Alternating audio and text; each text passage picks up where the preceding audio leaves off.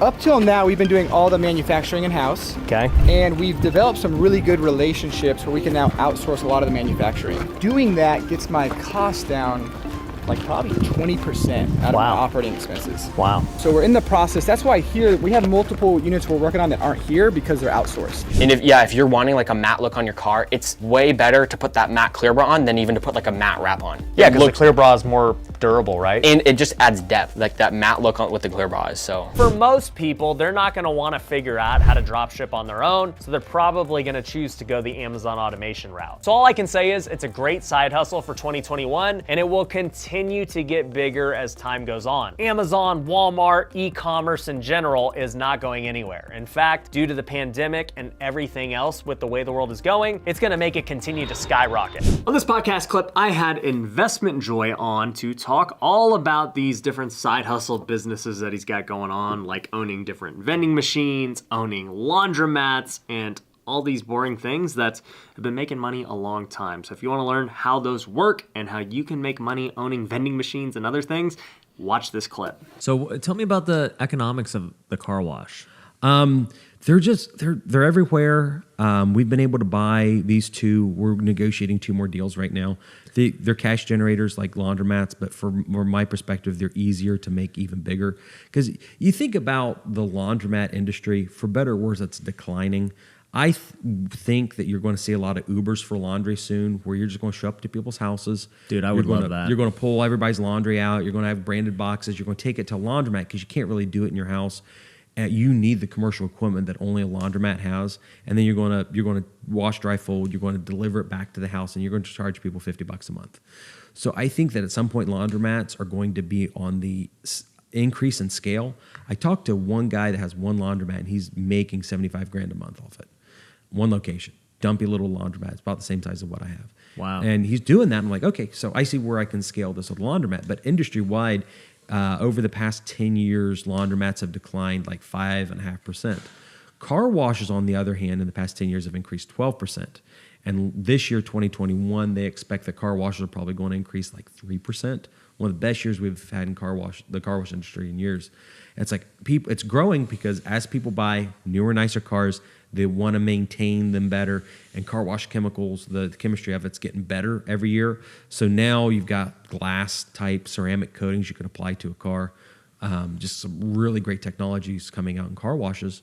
And you're like, okay, I can increase my pricing. I can make more money by instituting these different things and these business process improvements. Like our car washes, we've cut one of our biggest costs is water, and we've decreased water usage since we took it over by 35%. If your main cost on a business is 20% of your revenue coming in has to go to water supply, and you cut that by 35%, now you're down like 14-15%. Like, I just made $1,000, and we implemented a strategy with a car wash that cost us $6. Wow. We went through, it took us 2 hours, $6. We're saving about $1,000 a month per location. Yeah. It's just incredible the amount of money we're saving right now. So the vending machines, man, I look at them and I see these TikToks and I say, man, like what's up with these, man? For me, it's not worth my time, I don't think. No. But okay. Someone like your caliber, of course not. But prove me like why it's a good side hustle. It's not even worth my time. Let's be honest. It's not worth it's worth your content. It's not worth my time if I wasn't producing content. Okay, so how does it work? I've got like 3 drink machines. The one in front of my laundromat right now is on pace to do $1,000 this month in gross sales. My cost of the drinks is about 30 cents a can. So my gross, of the 1,000 that comes in, I'm going to spend $350 on restocking it. I'm going to spend maybe another $25 a month in everything else, repairs. You make $500 on it. I'll make about 600. Let's say $600 off that location. Now, the benefit that I have is I have a 6-hour-a-day girl at my laundromat. She stocks it for me. Going and getting the drinks, restocking the machine, doing all that stuff probably takes 3 hours a week. I just go in and once a week I get the money out of the machine. It takes like 5 minutes. So a normal person, let's just say they would be spending, call it 10 hours a month on this business. On one machine. Yeah. And then so they make $60 an hour. It would be less than that with one machine. I'm making $600. They're probably not spending. Oh, that's on all the machines. Yeah, because I guess the long story short with vending is it has to be a scale issue. You have 100 vending machines and they're making like $400 a month net, and you're spending a 30-hour work week on it. Those numbers start to look really, really good. I've thrown out a bunch of numbers and I can't remember what I said, so I can't run the numbers in my head. But I've talked to some of the bigger vending machine guys, and they're making $100 to $150 an hour doing a vending machine business.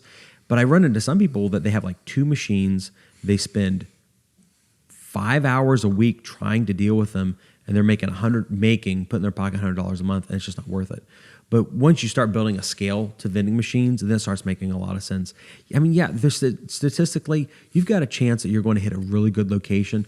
I know guys that are pulling $2,500 a month per vending machine. So, like, your vending machines are in your laundromats, so you don't have to pay rent or split. So what would you do if you're a normal person? I'd be like, yo, freaking Ryan, you got this cool spot. Let me throw a vending machine in there. I'll split profit. It depends on your negotiating skills. You know just as well as I do in real estate, it's less about like, oh my gosh, this house is beautiful, or this house or this apartment complex, I could do something. It's mostly about building the deal out so it works. So this is Ty, owner of Shiny Ties. You actually just got this done right before this video. Correct.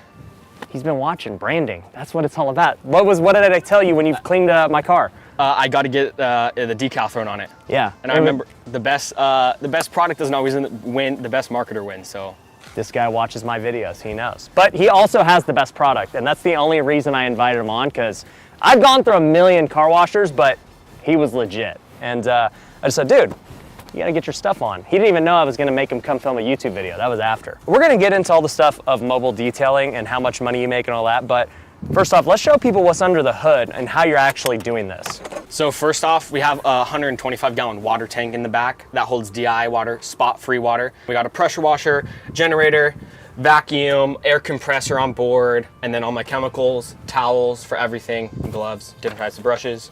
So what is the water called? DI water, so deionized water. Deionized water. Basically the same thing as spot-free water. So where do you even get that? There are certain stores around the valley dedicated for mobile detailers like me where you can go and fill up. What does it cost to fill up that thing? $4. Oh, okay, so it's not much. You spend more in gas going and getting it than I would actually buying the water. Especially with gas today. Yeah. So, okay, this is pretty much where you work out of. Yes. It looks like this thing's pretty big. What's behind this? Extra chemicals and extra supplies. So back here, you've got, all the supplies, chemicals, everything else. Yeah, extra microfibers, extra chemicals, air compressor sits back here, some bags to bring stuff around. So how did you build all this? Like, did you build this yourself? Like, what happened? So I know a fabricator, and when we got the trailer, I did some measurements, brought all my measurements to the fabricator. Then for the whole day, me and him worked with welding and building it. Wow, I thought you were gonna tell me like your dad or something built this for you. You did it. Me and my father was part of it. Okay. Yeah, So a big part of it. I couldn't do it without him. Yeah. I wouldn't even know where to start with this. Like, this is so custom and so cool. Like, how much did all of this cost to build? The skid alone was $1,000. The trailer was $3,600, and then all of the supplies and tools inside were probably another $3,000. So what, like $7,500 to get, basically, I mean, this is it. Yeah, This is it to go work. And you can definitely start out with much less. I started out with much less. How did you originally start? Of course, I didn't have this nice of a trailer. I had an open bed trailer, which would probably run about $1,000 instead of $3,500. I didn't have an air compressor. I had a lot less tools, brushes, and stuff like that. It cost me about $2,500 to start up. Could somebody just use like the person's hose and just go start cleaning cars too? Definitely. If you were wanting to start out, I would recommend not bringing your own water. Use the customer's power, use the customer's water. You just need the chemicals and rags. Yeah. So, I mean, it's pretty self-explanatory, you know? You get all this stuff, you can pretty much go out there. You got to generate leads with all of your marketing. How are you doing that? Instagram, I have a website, SEO, and then now the decals. You just pretty much get after it. Like, Yeah. It's just you. Yes, just me. You do a good job, and then their friends tell their friends, and word of mouth. Yeah, but you told me you want to scale Correct. to different things. So that's what I wanted to invite you to, because I want to give you some advice on what I think you should do. Okay, So let's go to the office. perfect.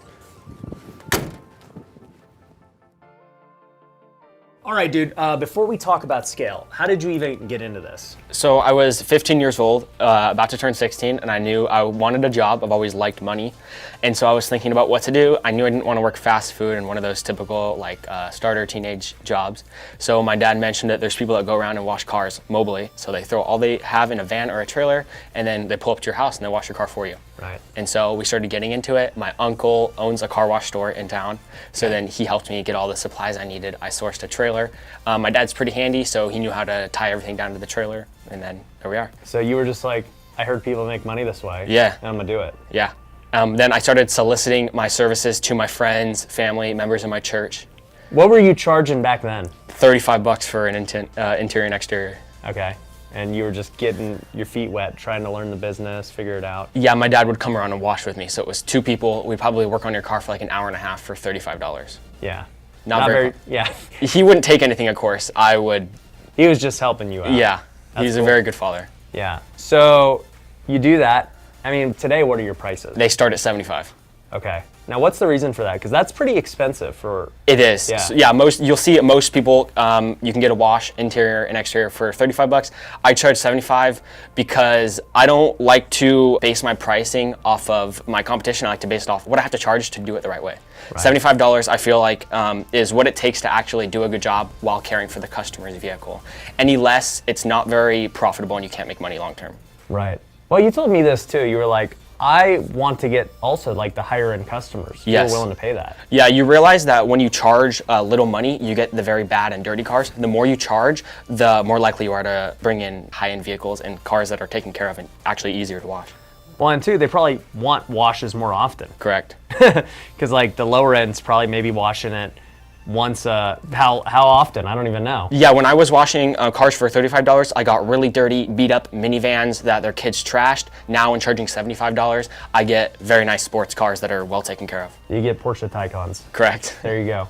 So, okay, what are the economics behind this business? Like, what does it actually cost you to wash a car? It gas, chemicals, water, everything included, it costs about $6 to wash a car. $6 for every car now. Now, granted, you had all the overhead to like create it, you know, the trailer and all that stuff. That doesn't factor in like all of my like brushes and like pricing and stuff like that. That's just consumables of everything I use during the car wash. Right. So, you know, maybe like even if it was $10, right? Yeah. And you charge 70, 75, you guys got a good margin. Yeah.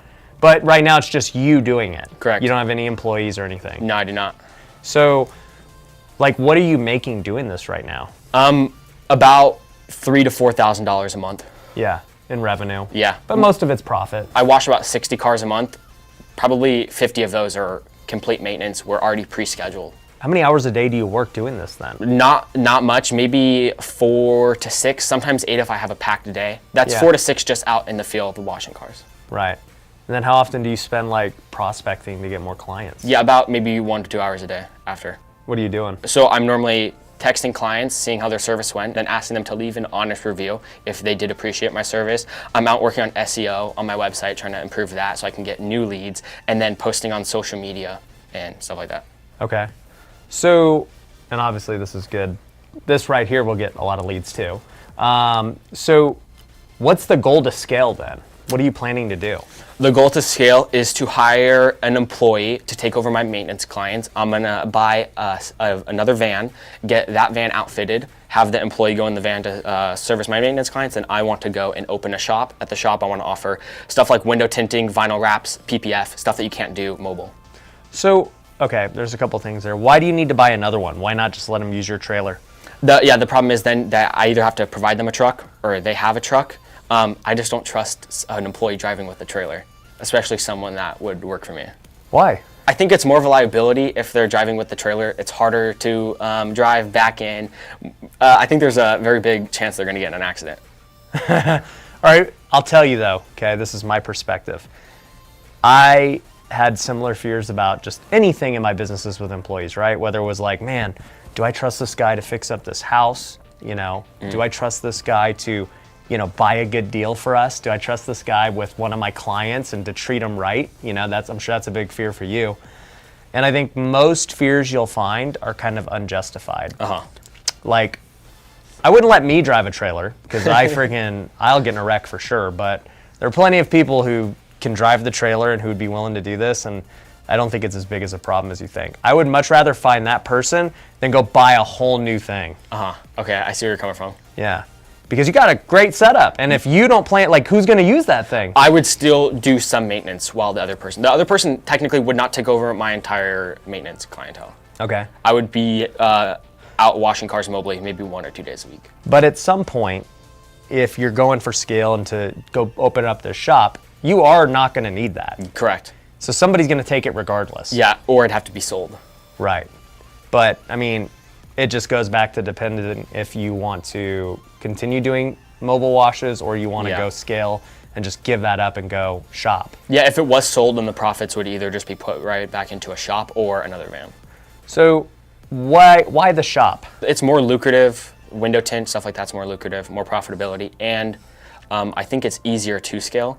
Doing the math on the clientele, in order to make the same amount of money you would just running a full-time shop, you would have to have hundreds and hundreds of clients. Even charging $75 for a car, I'm still only making about $1,200 a month per employee out. One person max can wash about 100 cars a month. Okay. And if that one employee is washing 100 cars a month, they will probably only be bringing me about $1,000 to $1,200. After everything, their salary, their hour, what are they gonna get paid, 15, 20 bucks? That would be commission. So that would be like 40% commission, then making about like $30 to wash a $75 car. Okay, but you're providing them everything. Yeah, that would be, if I had the van, I'm providing all the chemicals, everything. Right. Before I got into flipping houses, I was actually flipping couches. And it wasn't the first thing that I had flipped. I had flipped Pokemon cards, cell phones, you name it, I was flipping it. But I had found that over time, couches were the best things to flip. They weren't like appliances or electronics, which were prone to breaking. They also weren't as heavy as you think, and there's a lot of them for sale on places like Craigslist and Facebook Marketplace. So as I got in this business of reselling used furniture and things like that, I just naturally found my niche in couches, and that was what I focused on. And what's super cool is, since I did that first video, I've had a ton of you guys DM me and post in the comments that you've already flipped couches and made hundreds of dollars on the first couch. I love seeing that because I know it's a super easy hustle. I had a lot of people on TikTok telling me, you're crazy for trying to go flip 40, 50 couches a month. And I'm like, dude, it's seriously not that hard. When I look back at it, I'd maybe spend 4 hours a day to make $300 to $400 a day. I don't know many other side hustles where you're making $100 an hour consistently, but that was what I was achieving with couch flipping. But to give the 1-minute version of how it works, essentially you find a sectional couch on Craigslist, Facebook Marketplace, OfferUp, one of these places, buy it for about $100 to $150, take off the cushion covers, wash them, put the covers back on, take a nice picture of it, throw it back on Craigslist, Facebook Marketplace, OfferUp, list it for $300 to $350, offer free delivery, it will sell like that. And the goal every couch is to make at least $200. And I just took that approach every single day for 3 years. I would just try to buy 1 to 2 couches every single day. I knew that if I could buy 1 to 2 couches every day, eventually I'd make $200 to $400. And it served as a great hustle until I figured out how to flip houses later on. And I think it's getting a lot of attention because many people feel like they can do that. I think real estate's very intimidating for most people. They don't believe they can actually buy a house. Whereas a couch, everyone has a couch, everyone's bought a couch, so flipping a couch shouldn't be that hard. I don't think you guys should think real estate is that hard. That's the whole point of my channel, is teaching you how you can do it no matter how much money you have. But I see why so many people are watching the couch flipping video and having many questions about it. It's a great transition to help you get into real estate. Now, for this video, I want to answer some of the follow-up questions I got that I did not address in the first video. And I should mention in this video, I am sitting in a couch. First video, I was sitting in a chair, but I had to give you guys some symbolism for this video. And the ironic thing is, this couch costs like $2,500. Back when I was flipping couches, I would have thrown up if I knew a couch cost $2,500. Mainly because I know I could probably only sell this couch for like $400. And that's heartbreaking. I remember when I was flipping couches, sellers would tell me this couch sold for $5,000 when I bought it new. And I was giving them $200 for it. Because I knew it would still only sell for $500. People just didn't care on the used market. Which is crazy, but that is the reality of the business. So enough background, let's get into the follow-up questions. First question I had was, what do you do about bed bugs? How do you know if there are bed bugs? bugs? Were you checking for bed bugs? How do you prevent it? And the truth is, I never had to encounter it. In Vegas, I don't think bed bugs are that big of a thing compared to other places, but the biggest way to prevent it is just not going in nasty houses. I remember I went to pick up couches in a few really dirty places, and I just turned the couch down because it was so disgusting and I feared that there were bed bugs or something in it. It wasn't worth the risk to try and make $200 and potentially infect all my other inventory. That's just how bed bugs work. It's easy for them to transfer to all the other stuff you have. So I would just walk away from those houses that were really dirty. But when I would go to buy the couches, I'd still check them. I'd lift up the covers, make sure there's no tears anywhere. I would sit on them, make sure that the frame was good. You see frames broken a lot. I'd check the stains, I'd check the tears, everything. I just want to get a full picture of the couch. Now here's the deal. You can still sell couches with tears or with stains. A lot of stains will come out if you just put Shout on them. That's a quick tip. Use Shout to get stains out. You just put the Shout, you'd scrub them, throw them in the washer, they're good as new. And even tears, I would never repair them. Like, I never repaired a couch in my life. I take that back. I repaired one couch's frame because it was broke, but other than that, I realized, dude, I don't have time to do this. I would just rather not buy a couch if it has a significant issue. Stain is not a significant issue. I can fix that. But a big giant tear, I can't fix. I can't sew it. People don't want that. I'm not gonna go try and find the replacement cover for it. Like a small little tear, that's okay. People don't mind it, just disclose it. Say, hey, look, this couch has a little tear right here, not a big deal. Sometimes with tears, you can flip the cushion cover over, so you can let them know, hey, there's a small tear, but it's underneath the cushion. You can't see it, doesn't affect you.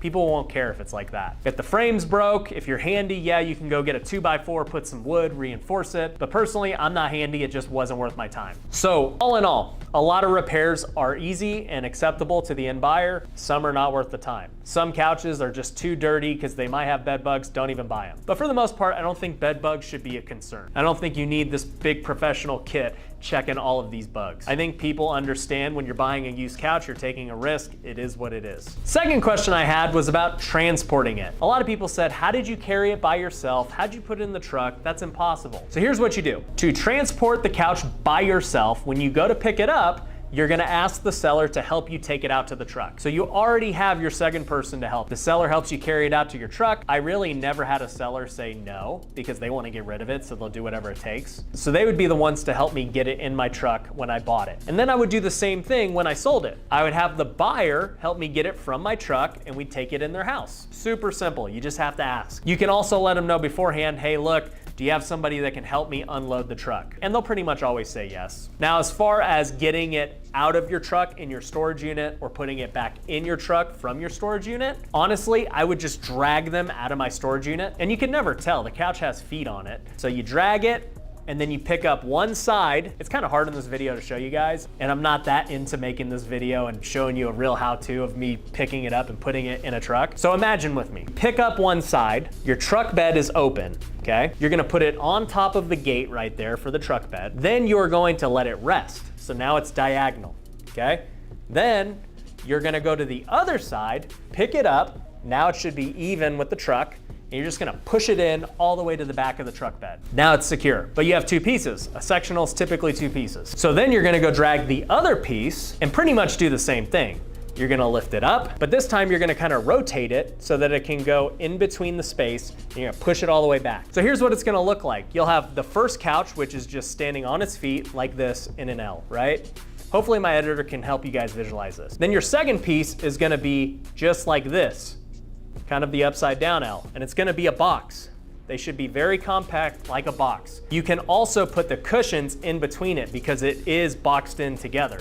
Or you can put the cushions in your back seat if you have a 4-door truck. From there, you're just gonna get some simple straps and tie downs, throw them crisscross over the truck bed, tighten them up, and that couch ain't going nowhere. I remember when I was first doing it, I was super scared that the couch was gonna fall out because I just really never used straps before. But after doing it so many times, I realized, dude, this couch ain't moving. You guys don't need to worry about it. Just make sure you strap it down hard enough, it will not move. One time I did lose a cushion, and if you lose a cushion, you're pretty much screwed. The couch is worthless. You're not finding a replacement cushion. So do not lose a cushion. Personally, I like putting the cushions in my back seat just to be safe because I had the ability to do that. But if you don't, just put them right in between those couches, strap it down good, and the cushion shouldn't go anywhere. Once you get to your destination, you have them help you take them out. Super simple. The last question I got was, how do you go about selling them? Are you using Facebook? Are you using Craigslist? What are you doing? For me, when I was doing this 6 years ago, there was pretty much just Craigslist. Facebook Marketplace didn't exist.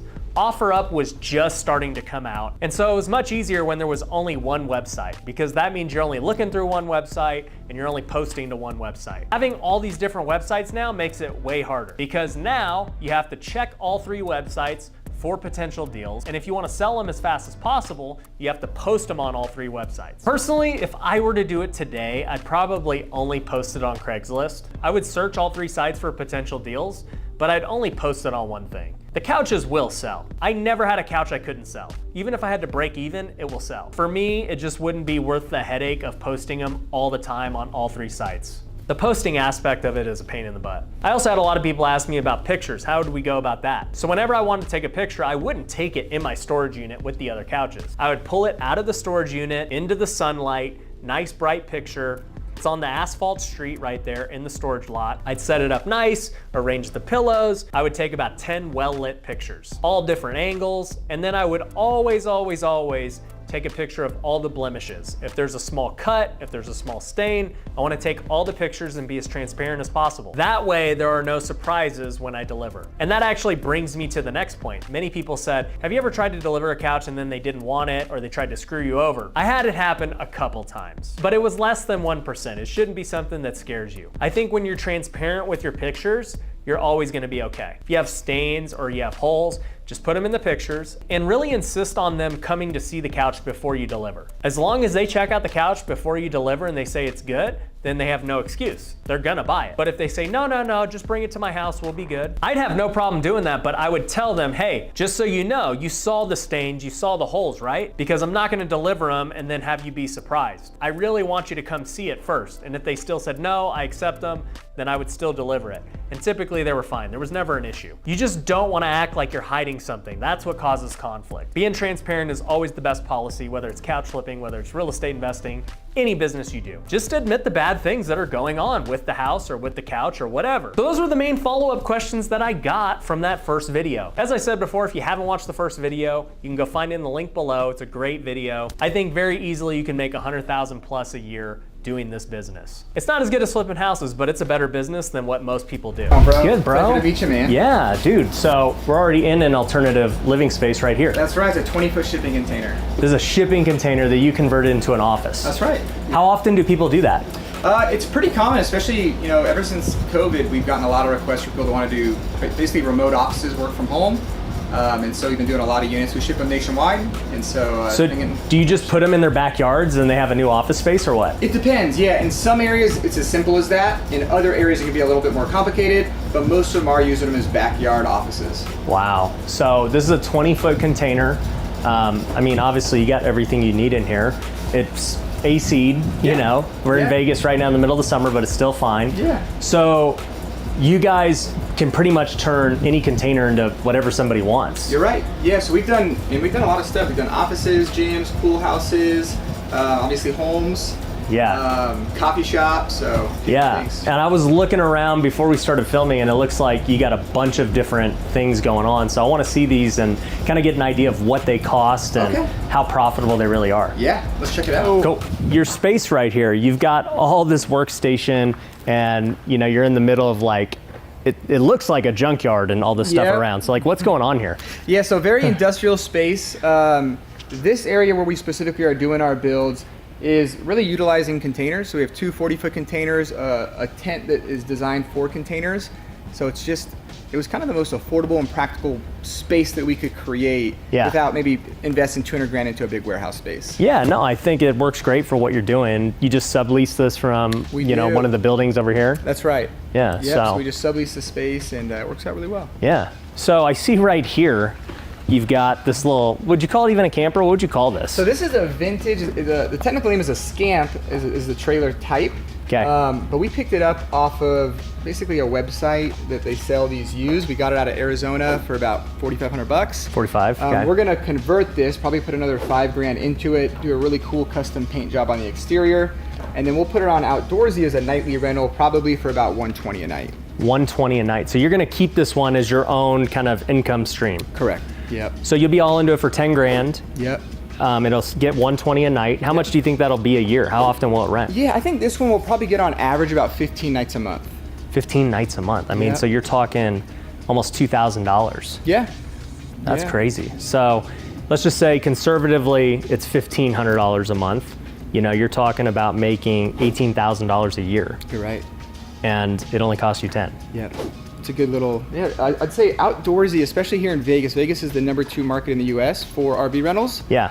And there's not a lot of competition right now, especially when it comes to like unique spaces. So this one, we'll probably paint it like bright blue on the bottom, a really nice white on the top. Yep. The interior is going to be very creative and unique finishes. Yeah. And so it'll really stand out on there. So what is Outdoorsy? Yeah, it's basically Airbnb for RVs. Got it. Okay, so people go on there, they know they're gonna get an RV, and where do you even place this? Yeah, so basically we'll store all of our rentals here at our yard, and people basically fly in. So everyone that we've worked with so far that has rented our units, they fly in from all over the US. They come straight from the airport here to pick up the camper van or whatever it is they're renting. Yeah. Then they'll take it out for 7 days, go to all the national parks, and then come right back. Okay, so this one's not in any permanent situation. Correct. They're gonna come pick it up, their own car, and they're good. Yeah. But this one right here Yeah. looks much more permanent. You're right. Yeah, Yeah. this one's heavy. Yeah, it weighs a lot Yeah, of weight. so let's look at this. Yeah. So this is a container that you guys have already converted to an actual home. You're right. Yeah, this one's gonna go to Oakland, California. It's gonna be an ADU, so it'll be a second unit on a property. She's gonna use it as a rental.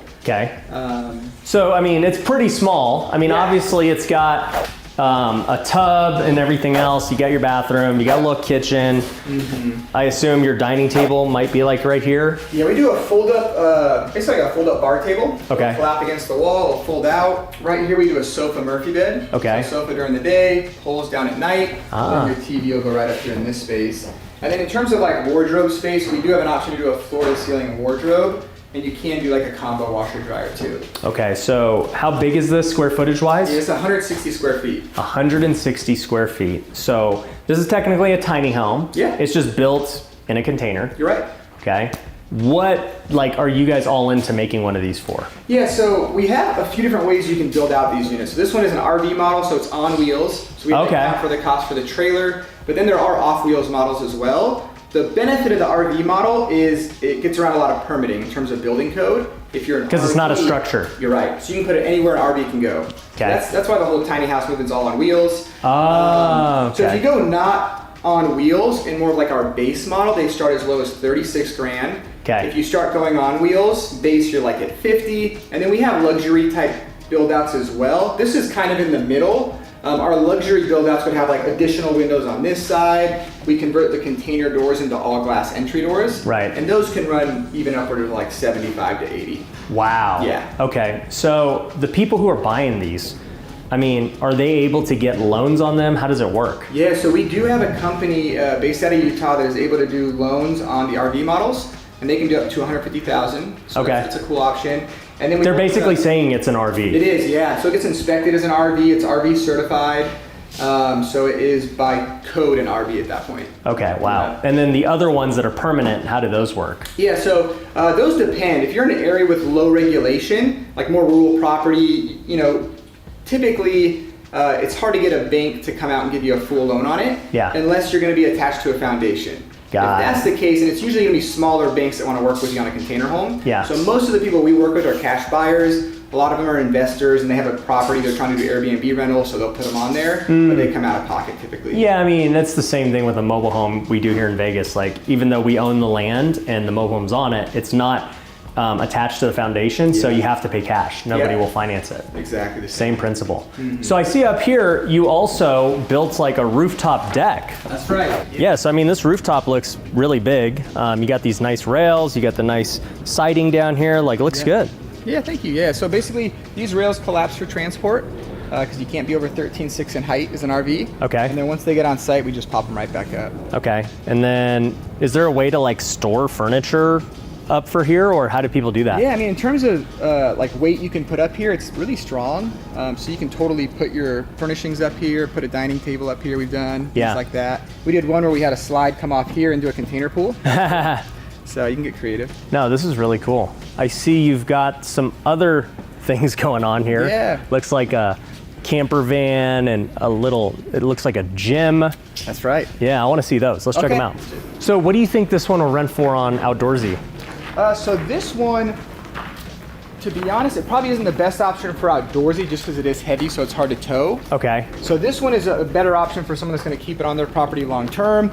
But our container homes, like on Airbnb and things like that, get anywhere from $120 a night to $350 a night. Okay. Just kind of depends on the area, where it's at, everything else. That's right. So it's not quite the return as the little guy over there. That's true. You're right. But you're still making money. Yeah, that's real. Okay, so this, you got a little camper van. Yeah, so this is actually a shuttle bus that is getting converted into a living space. Wow. So this one can be used as an outdoorsy rental, or it actually is so big, it's almost as big as a container. You could probably just park it on a property and rent it out. So this thing drives and everything. It does. Wow. Let's Yeah. take a look at it. Yeah. All right, so I like what you've done here. You've got the wood ceilings. Everything's very outdoorsy looking. This one's to me, this one feels bigger than the other one. Yeah. You've got this nice bed right here, right? Mm-hmm. That's the bed, yeah. Okay, and then this is a dining table? It'll fold down into like a little sleeping area for a kid or something. Oh, it'll also be a sleeping area. But would it be a dining area in the meantime, or? Yeah, absolutely. Yeah, we have a table that gets installed and then it'll end up lowering right down. Wow. Yeah. And I think the reason this feels bigger is because of the windows. So even with container homes, like I always recommend a lot of windows. Yeah. That really makes a difference. Yeah, I guess that's what's giving it the illusion. But it's probably, the same size? It's about the same. Yeah. The windows definitely play a big role. This one's cool because you could just take it anywhere. You're right. Yeah, it's 100% off grid, so it's got solar up top, the batteries, Yeah. the water tanks, all that. So what would you sell something like this for? I would say something like this, our cost on something like this is going to be about 70 grand. Oh, we'll wow. probably sell it for close to 100. Wow. That's crazy. Dude, you got some people that are willing to drop some big bucks on these things. You're right. Yeah. Yep. That's cool. What's cool about this one is this one will rent for about $250 a night. If you do that for 15 nights a month, you're looking at about $30,000 a year. $30,000 a year, so make your money back in 3 years. Yeah. Own a bus. Yeah. What's the maintenance on these things? Like, You know what? It's not too bad. This one is really low mileage. It's only got 25,000 miles. So if you're using it for outdoorsy where someone's going to drive it, I'd say retire it after like 100, 150,000 miles. Yeah. And then look to have it in a fixed location where you can then rent it out. I like it. Yeah. Okay, so this is a little, cargo van? What would you call this? It's a Dodge ProMaster cargo van Yeah. converted into, a little living space. So, Camper van. with these, you guys just kind of look at it and you're like, hey, looks pretty good. Like, we're going to put this here, that here. Yeah, it does get interesting, especially this one. It's such a small space. That's what I was thinking. Like, this is very small. It's half the size of these ones, yet it has everything that those have. Yeah. You've got the kitchen, the shower, a toilet. I mean, Yeah. it's all seating area, sleeping area. So definitely got to get creative with it. So how would this one get a bed? So this turns into a bed. So that actually folds down. That table drops down, and then the cushions basically fill in on top of the tabletop. Got it. Yep. Okay. Then you got a little bench area. A little seating area here. So how much will this one cost? So this one, something like this would typically retail for about $95. 95. All in. Okay. Yeah. Why wouldn't somebody just get that one? You know what? What's nice about this? So here's a couple interesting things. This one rents for $300 a night. Wow. There's more demand for these because they're so easy to drive around. Yeah, I'd be uncomfortable driving that. This anyone can drive this. Yeah.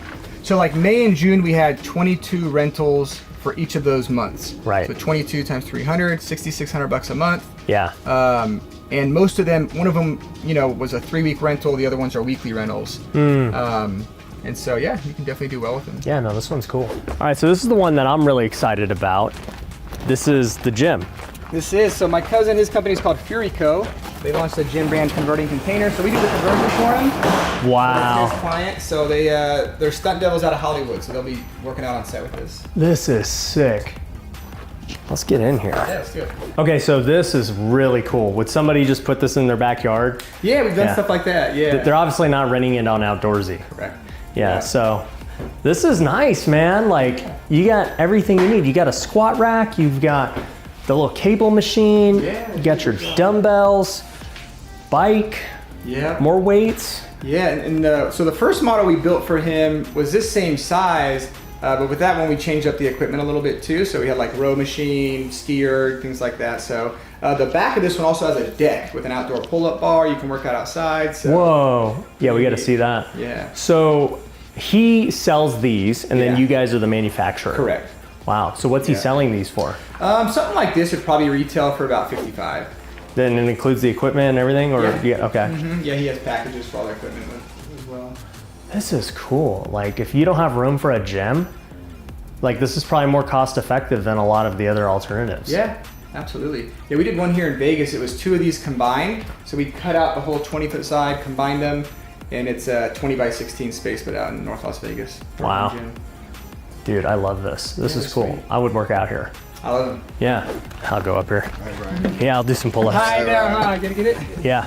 You know what's up? All right. So this part would open up so you could go in and out? Yeah, we can open it up if you want. This is cool. Like, you just got the pull-up bar, whatever you want. Right. See if it works. All right. All right, that's enough, guys. That's enough. It works. It's certified. RP certified. All right, so tell me about the business itself. Like, where are you guys at with revenues and how many units of these things are you selling? How's all that going? Yeah, so we've done about 100 plus container homes up till now. Our revenue last year was 1.5 million. Wow. And we're in the process of kind of changing our business model a little bit. Okay. So I actually would be interested in hearing your thoughts on some things. All right, what do you got? So up till now, we've been doing all the manufacturing in-house. Okay. And we've developed some really good relationships where we can now outsource a lot of the manufacturing. Okay. And doing that gets my cost down like probably 20% out of my operating expenses. Wow. So we're in the process. That's why here we have multiple units we're working on that aren't here because they're outsourced. Got it, because you don't have enough space. That, and if I'm honest, like I personally love the design side. I love client relationships, branding. Yep. The manufacturing side and being like an ops guy isn't in my wheelhouse. Yeah. I'm with you on that. Yeah. So you guys are going to outsource to all these different places, and you'll just be able to work on marketing and sales and sell a ton of these things. Exactly. Yeah, so it'll be our models, and these people we're outsourcing to. We basically are developing, we're calling it the alt build network. Okay. And it's basically depending on what someone's looking for, we'll have the right builder that can kind of fulfill that order. Yeah. Yeah, I think if you can outsource and get your cost lower and it allows you to scale even bigger, why not? That's true. Yeah. And then it's just a matter of how many of these things can you sell? Yeah. Like how many do you think you could do if, like right now, are you constrained by your own ops and you're not able to produce as many more so you can't sell them? Or do you think that, you know, you could sell more if you just had opportunity? Yeah, so right now it's a really interesting time to be in the tiny home market. Okay. So other tiny home builders would definitely relate to what I'm about to say, but one of the biggest challenges, where do I put it? Yeah. So with the way zoning is and permitting is right now, it's really difficult to find a place to put a tiny home. Right. So there is a lot of regulation loosening up around that in LA, Vegas, San Diego. Yeah. So as that becomes like more available, I think the demand increases a lot from there. Yeah, especially when you look at the numbers. I mean, some of these things you can make your money back in 2 years, you know? So it's a good way to either your own property or if you have an Airbnb, you can add this to supplement the Airbnb. Yeah. You know, I think about my properties in Big Bear that I have, you know, like this would be great. Especially like I saw that little A-frame you guys were building. That would be cool. Yeah, absolutely. So, I mean, what's the plan then? Is it just to build out that network of manufacturers, or what do you plan to do next year? Yeah, so we are making a bit of a pivot. So we're outsourcing a lot of the manufacturing. And then on top of that, we're really interested in getting into more of the online digital course space. Okay. So we just launched the course on how to build your own container home. Wow. So it goes step by step through the whole process. And it's kind of everything we've learned over the last 6 or 7 years building container homes, condensed so someone off the street could literally take the course and build their own. Wow. So you can save a lot of money doing it that way. Right. But we want to develop those same product lines for other types of rental builds. So A-frames, camper vans, shuttle bus conversions. So we want to become kind of a little bit of like a one-stop shop where you want to build out something we have a course that'll fit that need to build it out. Yeah, you don't want to buy it from us. You want to do it yourself? Here, you know, you got time, you got labor, you got energy. Here's how you do it yourself. Yeah. I think that's great. I mean, for me, obviously, I realized that when I started selling education, that was much more scalable. It was easier than it was to just go flip more houses. And so, yeah, you guys might be at the point where it's like, man, is it better to go scale this education side or the manufacturing side? Yeah. And my natural like strengths and passions is the education side. Yeah. So I feel like, at least for my own skill set, like I like how people say, like, a lot of times in business, you know, one of the first steps is self-awareness, understanding what are your strengths, what are your weaknesses. Yeah. And I know that fits my wheelhouse really well. Yeah. Well, I think a lot of people are going to start getting into tiny homes, especially as real estate prices keep increasing. Yeah. You know, and things become less and less affordable. And, you know, I think people are going to actually choose to live in a lot of these things, like long term. But even as an investor, which I'm assuming most of the people you sell to are kind of people trying to make some extra money, or they're just buying it for themselves for fun. I think that market's going to start shifting a little bit. Yeah, it's interesting. Yeah. Well, cool, man. I appreciate you showing us around, man. Oh, absolutely. Super cool operation. Thank you. I might have to buy one of these days and test it out. Let's do something. Cool, bro. Sweet. I absolutely love side hustles. So much, in fact, that I started a series called Flip Nation where I interview side hustle experts. I've met people who are doing car wash businesses, Turo businesses, and Airbnb businesses. But there are a bunch of side hustles that I have not ever mentioned before on this channel that I think are extremely lucrative. But the reason you've never heard of them is because they're also extremely boring and nobody is searching for them. So in this video, I'm gonna reveal 5 of my favorite boring businesses that you can do from your home. And the best part about all these businesses is they're all growing and they're gonna be even bigger in the future. If you're new to my channel, my name's Ryan Pineda. I'm a real estate investor and entrepreneur, and my goal is to start helping people live the wealthy way. It's a way of life that I think is gonna make you more fulfilled in your business, in your relationships, in your faith, and in your health. Now, let's jump into the 5 boring side hustle ideas that are gonna make you a lot of money. The first side hustle is copywriting. So this is not to be confused with copyright. Trust me, that's what I thought too when I first heard the term. No, copywriting is essentially writing advertisements for companies to get people to buy their products and services. And this is a very boring business, but it is extremely lucrative. In fact, I know copywriters who have made millions of dollars every year from their skills. Many of them have written ads that are so good, and they got royalties on those ads for years. And because that ad produced so much income, they got paid accordingly. Now, obviously, in order to get to that kind of level, you've got to develop the right skills with your writing ability. You've got to have the right company that has a product or service that can sell a lot and make millions.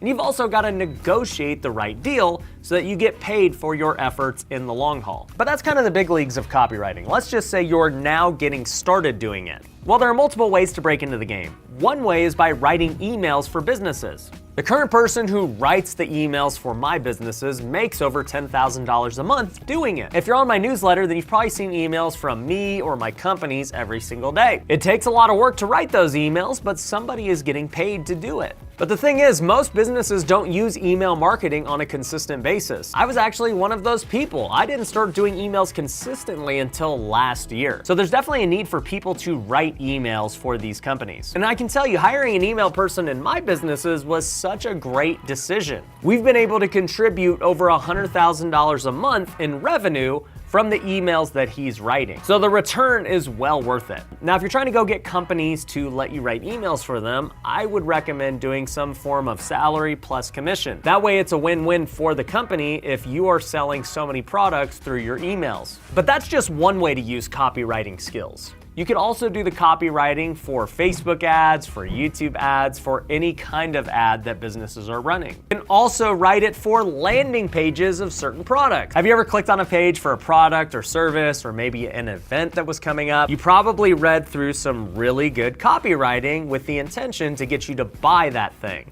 So there's always going to be a need for this business, and as things become more digital, I feel that that need is going to continue to grow. And it's a skill that will pay you more and more with actually less work as your skills get better. If you write one landing page that can go make millions and millions of dollars, it might not take you as long to do it because it's not strictly just based on how much volume of copy you write.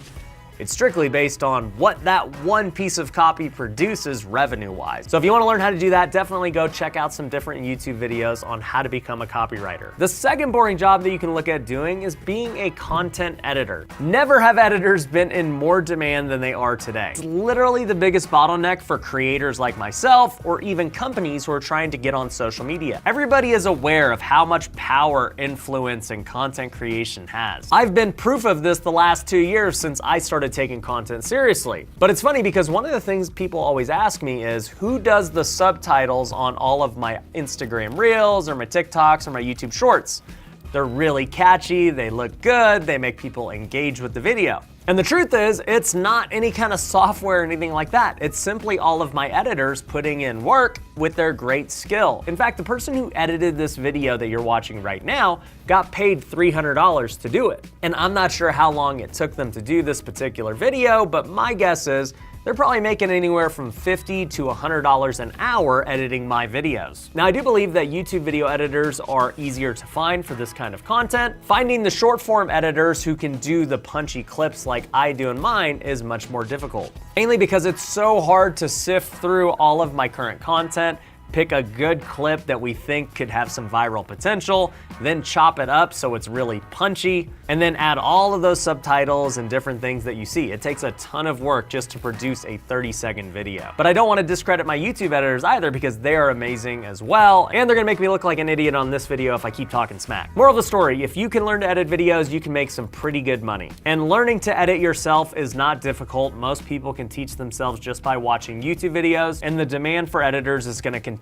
to grow as this social media thing continues to grow. The third boring business that I want to give you is a content manager. So on the other side of the content creator spectrum is the manager who can do many different jobs. And depending on what this person does is going to dictate their pay. At the top level, they can oversee the entire operation. This means making sure enough videos get filmed, organizing different collaborations, making sure the edits come out on time, making sure the videos get posted. They can help creators come up with content ideas, they can negotiate brand deals and affiliates. There's a huge need for content managers as creators grow more and more powerful. And so as a creator, I would say if you are somebody who is organized while also creative, you have the ability to be a content manager for someone. This position is gonna continue to grow in value and in demand. And once again, I can tell you, I am proof of what having a great team can look like and do for you. And I believe that more companies and people are gonna start creating content, so this is an amazing, boring business that's going to grow. Now, the fourth boring business that I wanna bring to your attention is Airbnb host. I love this business because I've seen it firsthand with my own person who hosts my Airbnbs. For those who don't know, I currently have 10 Airbnbs in Big Bear, California. And when I first started buying those properties, I was managing them on my own, just learning how Airbnb worked. But eventually I used those skills and I trained somebody else to manage them for me. And for managing all my properties, I pay her 10% of the profit. And since managing my properties and making the system even better and better, she's been able to get more clients in that area. In fact, she now has 25 different properties that she manages. And along with that, by having this business, she's now been able to buy Airbnbs of her own as well. I actually wholesaled her their very first property in Big Bear for $190,000. And in just a couple of years since doing that, the property is now worth over $500,000. So yeah, she's doing pretty good on that front, as well as making 6 figures a year just managing these properties. So I think being an Airbnb host is an amazing business that you can start from your home. You don't have to actually live in that area. My host lives in Las Vegas where I live, and she's managing all of these properties remotely. And I think it's a great way for somebody to make a lot of active income and then transition into owning investments for themselves. This is exactly what her and her husband did. And in my coaching program at Future Flipper, we actually talk about Airbnbs quite a bit. If you want to learn more about how you can get started investing in real estate, whether it's Airbnbs, house flips, wholesales, or just normal long-term rentals, go to futureflipper.com. You can book a call with my team completely for free. Now, the fifth boring business that I want to make you aware of is a media buyer. This side hustle can make a ton of money just like being a copywriter. Basically, a media buyer is somebody who is buying the ad spots for your business. So this could be buying Facebook ads, TikTok ads, YouTube ads, or even just Google ads. And just like all these other businesses I've mentioned, media buyers are very, very hard to find, and they are people who are in high demand.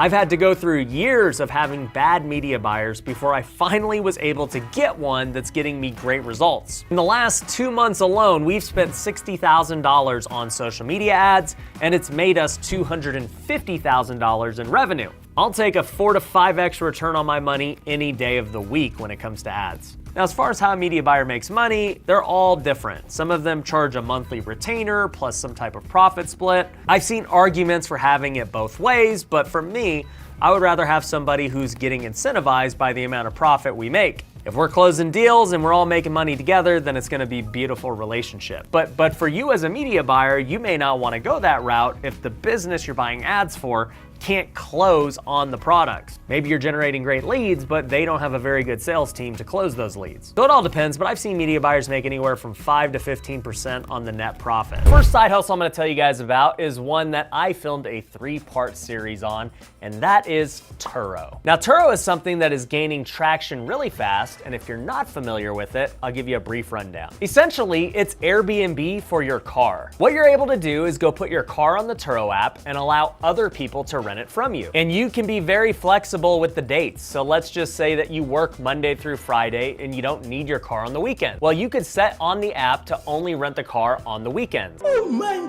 God!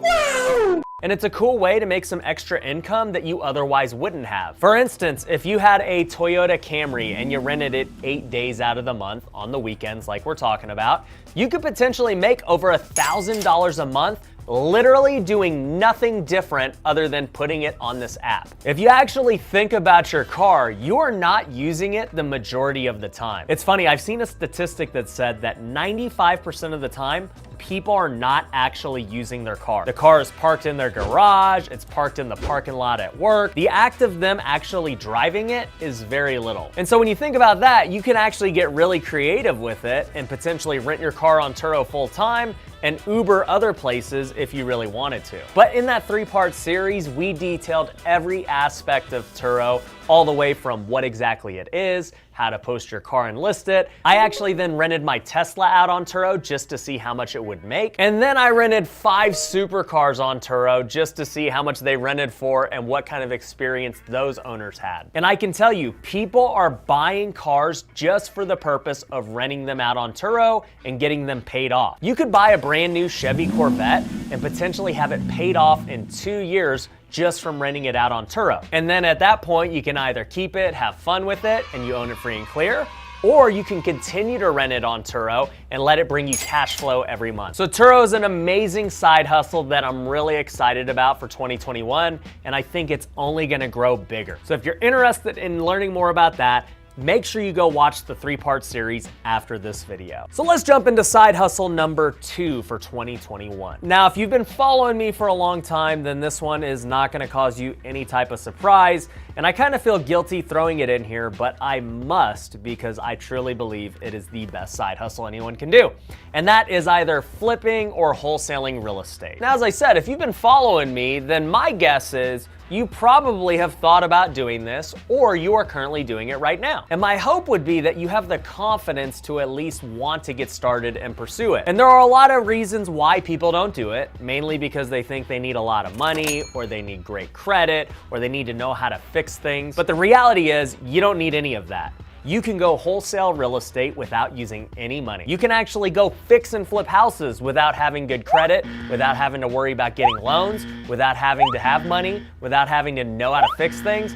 I personally have never fixed one of my own fix and flips. I couldn't even tell you how to hang drywall. I couldn't even tell you how to fix a toilet. So my point is, if you're thinking about getting into real estate in 2021, you can make a lot of money right now, either flipping or wholesaling. We've got thousands of students all across the country doing their very first deals, all coming from vastly different circumstances. Some are in California where real estate's really expensive. Some are in the Midwest where you could buy a house for $10,000. Some people have no money, others have a career that they don't want to leave. But the thing that ties them together is that they're getting into real estate investing regardless of their circumstances, and they're getting deals. And so I said earlier that I'm gonna be giving away something during this video. And what that's gonna be is my house flipping and wholesaling course to one lucky person. In order to qualify, all all you gotta do is be subscribed to the channel and leave a comment below on what your favorite side hustle is from this video. In 2 days, I'll be picking the winner on Instagram stories, so make sure you stay tuned there. But even if you don't win the free course, I highly suggest going to futureflipper.com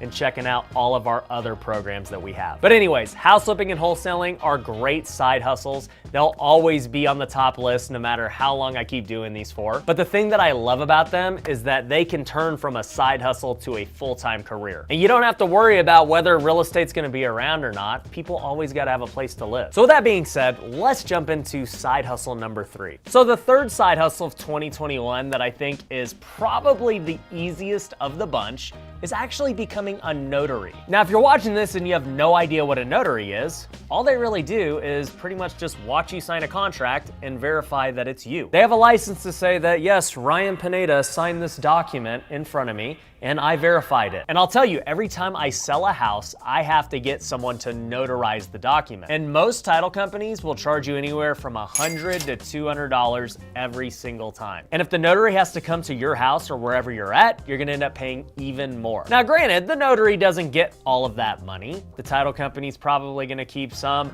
The company that the notary actually works for is gonna keep some, but the notary is gonna make pretty good money for going and signing somebody for 20, 30 minutes. My signings typically take 5 minutes because I've done the signing so many times that I don't even read it anymore. So I'll tell you, even if they made $100 for watching me sign for 5 minutes, that's a pretty good side hustle. And in fact, I actually had one of the people at my office get their notary license so I could stop paying these ridiculous fees. We paid for him to go through the whole licensing process. The benefit is, for me, I don't have to pay these crazy fees anymore. I can get it done right here, right now for free. But for him, he has his license now and he's able to go make side hustle income with it. So I can tell you firsthand, it's a good side hustle, and going through the process of getting licensed was super easy. So I think it's a great one that many people never think about, but you should look into. With that being said, let's jump into side hustle number 4. So number 4 is a side hustle that I stumbled into at the end of 2020. It's a side hustle that I heard about many times and I always dismissed it because I thought it was a scam. And this side hustle that I'm talking about is known as Amazon automation or drop shipping. Now, I've done many videos talking about what Amazon automation is. I detailed what it was like buying and setting up my first store and then seeing its progress these last 6 months. And during those 6 months, I turned from a skeptic to a believer. I went into it thinking that it wasn't gonna work and it was a waste of time, but then I just watched the results my store was getting without me literally doing anything. And at that point, I realized that I wanted to get into that business on both sides. I wanted to have my own stores, but I also wanted to provide stores for other people. And so I actually started an Amazon automation company called Lunar Ecom. And you can go to our website, lunarecom.com, and watch the case study to understand all the pros and cons of what Amazon automation is. Like house flipping, there is a lot of risk. Your store can get shut down. You can lose money. So I'm not gonna sit here and tell you that everything is pretty and it's the best side hustle ever. If you have a low risk tolerance, you should not do it. But if you have a lot of credit and you understand what exactly it is, I think it's a great side hustle for anybody. Now, Amazon automation is drop shipping, but it's somebody doing it for you. If you wanted to get into drop shipping yourself and create your own stores and manage your stores, you could also do that. There are a lot of YouTubers who do videos on how exactly to drop ship and how to get started. So that might end up being a good path for you. But for most people, they're not gonna wanna figure out how to drop ship on their own. So they're probably gonna choose to go the Amazon automation route. So all I can say is it's a great side hustle for 2021 and it will continue to get bigger as time goes on. Amazon, Walmart, e-commerce in general is not going anywhere. In fact, due to the pandemic and everything else with the way the world is going, it's gonna make it continue to skyrocket. People are becoming more and more comfortable of buying everything online. So I think e-commerce is great, but let's talk about side hustle number 5. Side hustle number 5 is something that I had to actually go and hire for that I didn't even know existed. As I've been building up my YouTube channel and my podcast and my TikTok and Instagram and everything else on social media, it's become increasingly apparent that I needed somebody to help me out with managing emails, with talking to other people, with booking collabs and appointments. It's just too much for me to do with making content and actually running all the businesses I have. So I ended up hiring what I call a content or brand manager. And so when I was creating this position, I looked at everything that was taking a lot of my time. The act of posting all of my content and writing all of my descriptions. It takes a long time to do that. The act of responding to all the emails that come in for people that want to either sponsor or work with us in some type of way. The act of reviewing all the content that we put out and making sure that it's ready to be posted with no errors. Being a content creator slash influencer is a lot more work than most people realize. I know that the top creators in the game are spending 60 to 80 hours a week just to do everything related to producing content. Whether it be scripting, whether it be planning, filming, post-production, or even managing the comments and DMs. It's a lot of work. And all of that led me to figuring out side hustle number 5, which is this. You should become an influencer's brand or content manager. Instead of trying to grow your own following and create content yourself and figure out what works, go directly to the influencer who already has a following and who has already figured things out and offer up your services. Let them know you're willing to do a lot of the daily tasks that they're currently doing. You can go through all the emails. You can get everything ready to post. You can talk to all the prospective sponsors and see who's legit. In the end, most content creators and influencers are gonna have final say anyway. They just need somebody to filter in all the bad things so that they're only looking at the good opportunities. And that's exactly what my team does. They go through everything that comes in, and when there's something that's legit, they say, hey, Ryan, here's an opportunity, do you want to do it or not? They're not just saying yes on my behalf without consulting me, but they are doing the legwork of bringing me only the best things. And I can tell you, most content creators slash influencers do not have this person. They are the one who is doing this all by themselves. And they probably don't even know that this type of person exists. And I can tell you, if you get in with the right influencer who understands the value and you're actually bringing the value, you could easily make 6 figures doing this for somebody. But even if you did it on a small level and you made a couple thousand a month doing this for somebody, it's totally worth it. It's not a ton of work on your end. So if this is something you'd wanna do, I'd suggest just reaching out to influencers on YouTube, on Instagram, on TikTok, and shooting them a DM offering your services. I think it's a great side hustle and it's gonna be something that more people become aware of as time goes on. So, okay, I mean, mobile detail's great as a side hustle for yourself, but in order for you to get to the next level, the shop, what are the numbers on a shop? What are you seeing running the numbers in your own head? When you're running a shop, you are bringing in a smaller percentage, but again, because your services are in the thousands, it's more overall. Right. For like a full vehicle wrap, you're gonna be spending anywhere from, the purchase price would be about like $5,000. It's probably about like $1,500 to $2,000 just in vinyl and then labor. Right, yeah, because I paid, I wanna say like $4,000 for my Tesla, $5,000 for the Escalade. So yeah, it cost them $1,500 to do it. I mean, that's a good spread. That's a whole month for you. Yeah. On just one wrap. Yeah, and with just doing one wrap a month, you can basically cover the cost of the shop alone. So you just have to do one wrap alone just to be That's why profitable. there's so many wrap shops everywhere. Yeah. Wraps are where the money's at. Yeah, and everyone wants to have their car wrapped. It's cool. It is cool. I keep wrapping all my cars. I don't know why. So with the wraps though, that's like a pretty skilled job. Yes. It's way harder to do. How I plan to learn how to do that, I have an uncle who actually has a wrap shop, and so I'm gonna go up there and learn. He invited me up there. What's your uncle making? Have you asked him? That's not his only source of income, but I haven't asked him that. Dude, you gotta be like, okay, tell me how much you making with the wrap shop. You're gonna compete against him. Well, he's in Utah, but yes, when I go up there, definitely want to dive into, okay, what's your profit margins, so I know for sure, rather than just Googling the stuff, where he's getting all the vinyl, who he's sourcing this stuff from, all the components that go into it.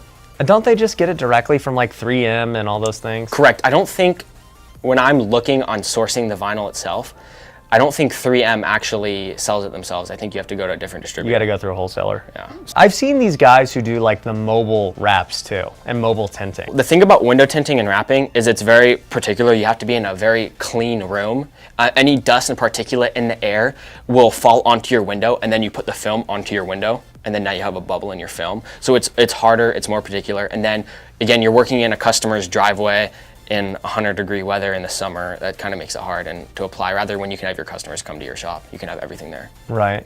With window tinting, you can hand cut the tint around the window, or you can have what they call as a plotter. It's basically this big printer that you slide your big roll of film in, and it cuts it out to the shape of the window. Yeah.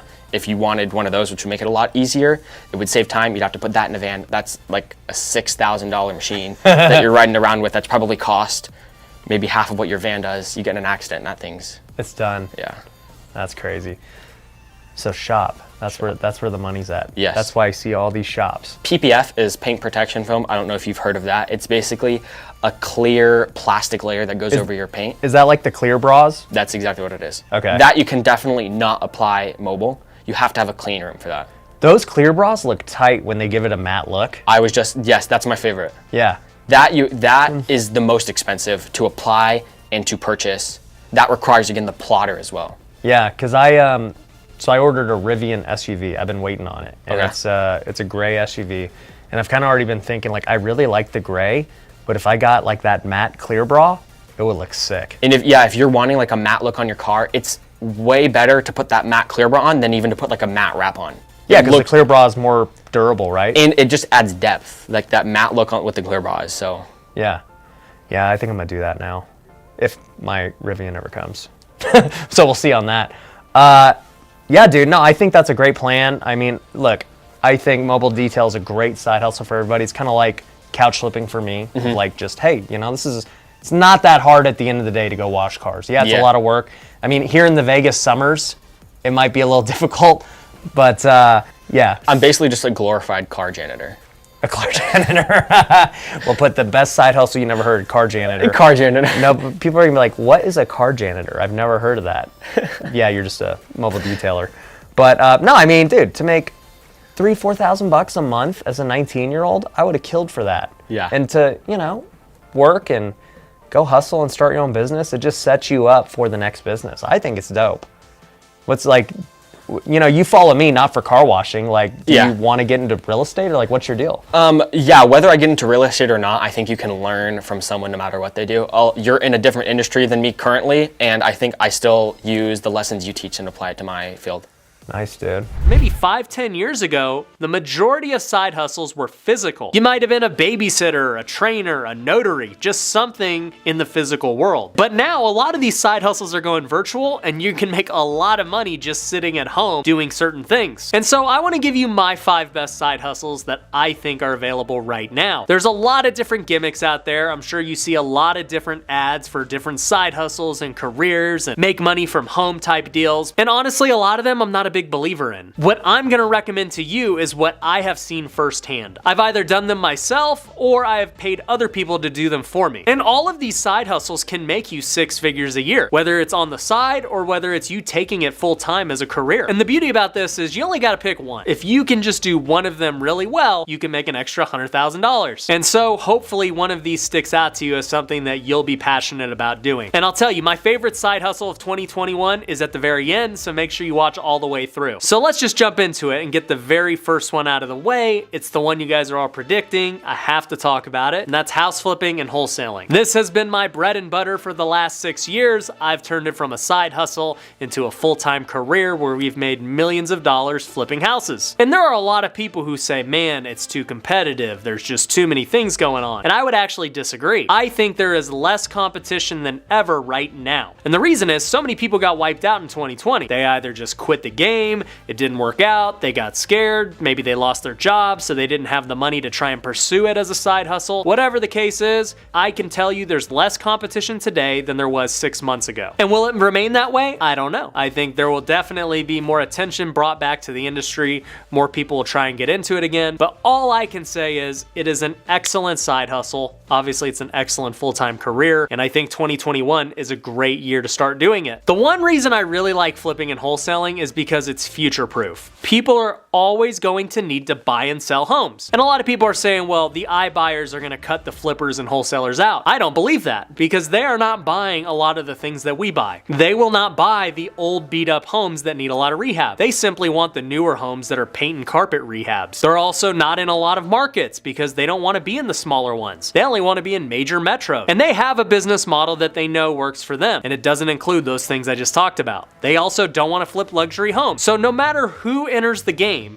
there's always an opportunity to flip something that they don't want to. And as I said, real estate is not going anywhere. People will always need a place to live, and houses always get run down and need repairs. So there's always an opportunity to flip. And the path to making the $100,000 flipping is pretty simple. Just do 4 deals at 25 grand a pop. That comes out to finding one good deal every quarter. I can tell you, we get many deals that make over $25,000 every single quarter. And even if you get 10 deals at $10,000 a pop, however it shakes out, you can definitely make $100,000 inside income. I'll tell you, some of my coaching students have W-2 jobs. They're full-time at their career and they don't want to leave it. They enjoy working their job. They enjoy the benefits. They enjoy the security, but they also want to make that extra money. And so they flip houses outside of their job. And many of them are making over 6 figures while working that full-time job. And so I'll give a quick plug for my program. Whether you want to buy my online course or whether you want to join my coaching program, you can definitely click the link below and go to futureflipper.com to find out more about all of those different products. So obviously, flipping and wholesaling is something I'm a big fan of. It's something I do, something I believe in,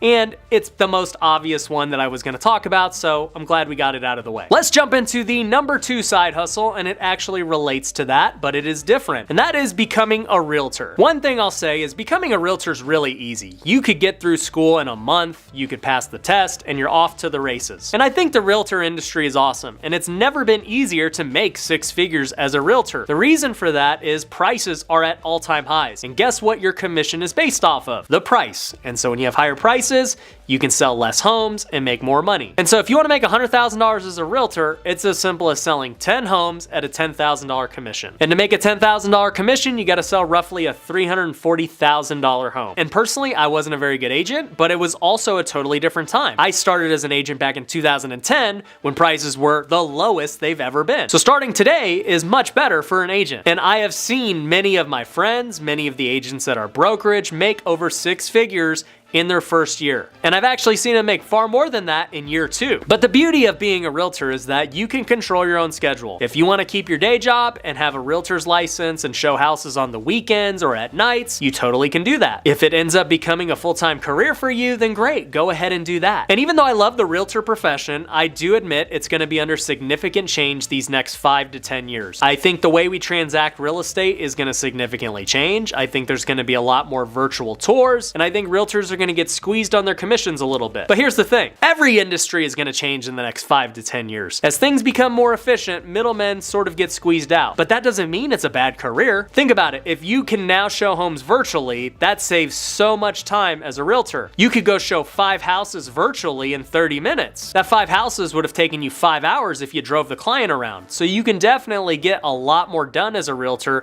as things change. You might make less per deal, but you should be able to do a lot more deals. So I think that industry is going to change like many other industries, but I think it's a great career, a great side hustle for 2021. Let's jump into my 3rd side hustle, and that is one of these work from home type side hustles, and it is the social media marketing agency. Now you could call it that, and it goes by a bunch of other different names, but the point of the industry is this. Lots of small businesses and big ones do not properly manage their social media. They also aren't very good at running Facebook ads and YouTube ads and all these other things. If you can become skilled at running a social media account, if you can be skilled at running ads, you have a lot of value to these companies. Many of them are wasting a ton of money doing old school advertising methods. They're trying to advertise in the phone book or the newspaper or something like that, and they have no online presence. So if you can learn to manage that portion of it, and you can learn to sell these companies on why it's important, you can make a lot of money managing social media accounts for businesses. And this is one of those industries that's on the rise. It will continue to get bigger as people realize realize how important influence is as businesses transition to digital and where they need to start making a great digital presence online. And if you're able to get companies now and really help them grow and gain revenue, you're able to now use them as testimonials to go get more companies. And so like any business, starting out is always harder, but once you build up clients, once you get some experience, you get some testimonials, it's much easier to get clients 2, 3, 4, 5, 100, whatever. It's way easier down the road. And many of you know I actually have an online course about becoming a social media influencer, and it's geared towards people and personal brands, but the same principles can apply to companies. You're trying to build a company account, you're gonna use all the same strategies for creating content for that company, for growing that company's following, and everything that happens with a normal person who's trying to become an influencer. So definitely check that out. I'll link to that course below as well. But social media agency is one that I'm very excited about for the future, and it's awesome because it's one where you can just work from home for. The fourth side hustle of 2021 that has probably made me more famous than real estate, surprisingly, is couch flipping or Craigslist flipping. So it just seems that every time I put out a couch flipping video, it always gets more views than any of my other videos. And I'm really excited about that because it is something that I think anyone can do. You don't need a lot of experience to start. You don't need a lot of money. It's one of those side hustles that can make you a lot with very little effort. I talked about multiple times in my video how I was making $8,000 a month net profit from flipping couches. But if you really wanted to take it to the next level, you could flip almost anything. You could sell tables, you could sell chairs, you could sell electronics, TVs, phones, whatever it is you could find a good deal on, you can flip. And I've been thinking about this for a while because I got such great feedback on my couch flipping videos. I ended up interviewing a young entrepreneur named Moy on my channel. He's flipping couches out here in Las Vegas, crushing it. And I want to do more content about the flip game. And I'm not talking about flipping real estate. I'm just talking about flipping anything and everything. And I'm going to call it my Flip Nation series. I want to go everywhere, whether it's in Vegas or across the nation, and meet people who are flipping things at a high level. I'm just super passionate about flipping. I've done it, obviously. I was flipping couches, I flip houses now, but I've also flipped cell phones, I flipped Pokemon cards, I flipped shoes. I've done a lot of different flips and made money. So I think the Flip Nation series is gonna be sweet. If you wanna see it, definitely comment below because it's something that I'm really passionate about. But yeah, as it relates to couch flipping, go watch my other YouTube videos about how to do it because it's an awesome, awesome side hustle. You can definitely make 6 figures doing it, and you can also flip other things as well to boost that income even more. Which leads me to my last and final side hustle, and this one is my favorite for 2021, and it is the one that I am most passionate about. You've heard me talking about it a lot. I think that people don't even realize how important and how big it's going to be in the years to come. And that is becoming an influencer. Now, I've made many videos about why personal brand is important. I've also made videos about how to start a YouTube channel. I think starting a YouTube channel in 2021 is one of the best things that you can do. I also believe that starting a TikTok account is vitally as important. And many people watching right now might say, well, Ryan, I don't speak well, I'm not good on camera, I don't know how to do this stuff that you're telling me to do. Well, as I said before, definitely go check out my Influencer Academy, it's linked below. But one thing I talk about in there is that you don't need to be the one on camera. You can make a lot of great content being off camera. There's a lot of things you can do if you don't want to be on camera. You can have a podcast. I see a lot of great YouTube videos that are just strictly pictures and videos of other stuff. It's not the person, and that person is narrating. And if you were just dead set on not even narrating and having a voice in it at all, you could partner up with somebody and become a team together. You partner up with somebody who likes being on camera, who is maybe a good speaker. Maybe you're the editor, maybe you're the videographer, maybe you're the one researching ideas and scripting out videos. There's a whole bunch of ways to build an influence. You don't have to do it alone. You could definitely partner up with somebody and create an awesome brand. And I can promise you, the opportunities that influence brings are tremendous. Whether it be for funneling traffic to your own business, whether it be you creating products from your influence, whether it be you with sponsored posts, with YouTube AdSense, with affiliates, there's a whole bunch of things that you can do with influence. And the thing is, once you build it up, it's something that you're gonna have almost forever. Once you've made it, all you gotta do is continue to just put out content, and you're gonna have all of these different opportunities constantly rolling in. And the one thing I'll say, if you are gonna go down that route, definitely pick a niche in something that you love. You love talking about real estate? Do that. You love talking about finance, do that. You love talking about makeup, do that. Doesn't really matter. Just make sure you enjoy what you're about to influence. But anyways, those are the top 5 side hustles that I see in 2021. Some of them are physical, some of them are work from home, some of them are on camera, some of them are flipping. There's a whole bunch of things that you can do. And my hope is that one of them resonates with you and you really go all in at it. I know you can make 6 figures your first year doing any of these. But even if you don't, let's say you just make 40,000 doing it. That's a lot more money than you had before. And it's also gonna lead you into year 2 with a lot of momentum to be able to hit that 6 figures. So anyways, I hope this video brought you a lot of value. If it did, go hit the like button. If you haven't already, make sure you're subscribed. Go follow me on all the socials. Until next time, take care. And if you like this video, you're really gonna like this next one I did, so make sure you click here and go check it out. There might one day be a world where like we watch everything vertically. And he's like, could you imagine going to a movie with a vertical screen? Or like your TV's in your house and it's vertical? And I was like, I could see it. Like, I don't think like it would happen overnight, but it wouldn't surprise me